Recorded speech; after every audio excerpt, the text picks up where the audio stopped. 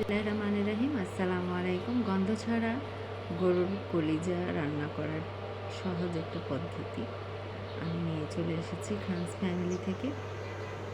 তো এখানে আমি গরম পানিতে খুব ভালোভাবে কলিজাগুলো দিয়ে ফুটিয়ে নিচ্ছি, এতে করে কিন্তু ময়লাগুলো সুন্দরভাবে বের হয়ে যাবে। আর এক পাশে আমার তেল এবং তেজপাতা, গরম মশলা এগুলোকে হালকা ভেজে নিচ্ছি।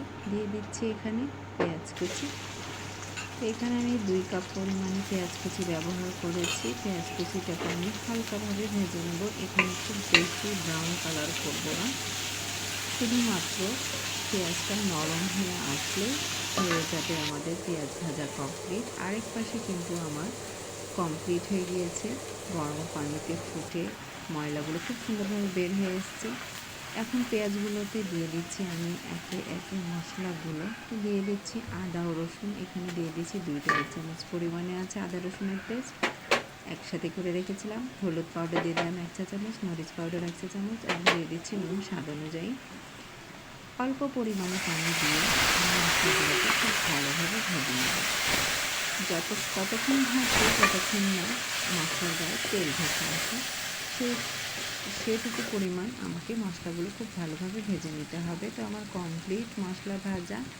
এ পর্যায়ে আমি কলিজাগুলোকে খুব ভালোভাবে কিন্তু 7-8 বার পরিষ্কার পানি দিয়ে ওয়াশ করে রেখেছিলাম। দেখুন ফ্রেশ হয়ে আছে। দিয়ে দিলাম এগুলো মশলার মধ্যে।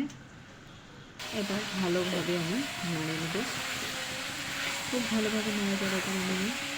আমি এখানে আবারও কিছু পরিমাণে পানি দিয়ে দেব সেদ্ধ হওয়ার জন্য। সেদ্ধ হতে যতটুকু পানির প্রয়োজন হবে ততটুকুই দিতে হবে। আপনি মাখা মাখা খেলে একটু কম পরিমাণে পানি দিবেন, বা প্রয়োজনে অল্প অল্প করে দিয়েও আপনি করে নিতে পারেন। তবে মশলাগুলোর সাথে আমার কলিজাগুলো খুব ভালোভাবে ভুনা কমপ্লিট হয়ে গেছে। এ পর্যায়ে দিয়ে দিচ্ছি 1 কাপ পরিমাণে পানি। পানি দিয়ে আমি আবারও খুব ভালোভাবে নেড়ে নিচ্ছি। নেড়ে নেওয়ার পরে ঢাকা দিয়ে রেখে দেব মৃদু জালে। এতে করে কিন্তু কলিজিগুলো খুব সুন্দরভাবে সেদ্ধ হয়ে যাবে এবং খুব সুন্দর একটা ফ্লেভার ছড়াবে। ঢাকা দিয়ে দিলাম। আমি প্রায় 20 মিনিট পরে তুলে দেখছি এখানে অনেক সুন্দরভাবে সেদ্ধ হয়ে এসেছে, এবং উপর থেকে দিয়ে দিলাম আমি 6-7টা কাঁচামরিচ। লাস্ট মুহূর্তে কাঁচামরিচটা দিলে এখানে এর ফ্লেভারটা অনেক বেশি ছড়ায়। আমি কিন্তু কলজি রান্নায় খুব অল্প মশলা ব্যবহার করেছি।